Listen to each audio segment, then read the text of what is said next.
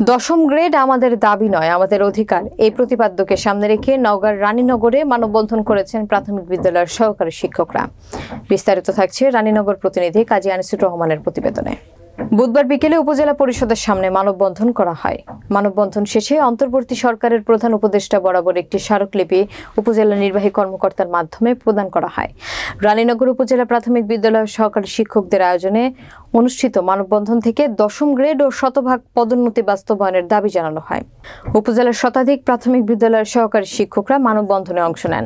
বাহাদুরপুর প্রাথমিক বিদ্যালয়ের সহকারী শিক্ষক ফাহমিদা জেরিনের সঞ্চালনায় অনুষ্ঠিত মানববন্ধনে ভবানীপুর প্রাথমিক বিদ্যালয়ের সহকারী শিক্ষক আতিকুর রহমান সনি ও রঞ্জনিয়া প্রাথমিক বিদ্যালয়ের সহকারী শিক্ষক মোরসালিন ইসলাম সবুজের নেতৃত্বে বক্তব্য রাখেন মডেল সরকারি প্রাথমিক বিদ্যালয়ের প্রধান শিক্ষক জাকারিয়া সুলতান, ভবানীপুর প্রাথমিক বিদ্যালয়ের প্রধান শিক্ষক শাহানা ফেরদৌস সহ আরও অনেকে।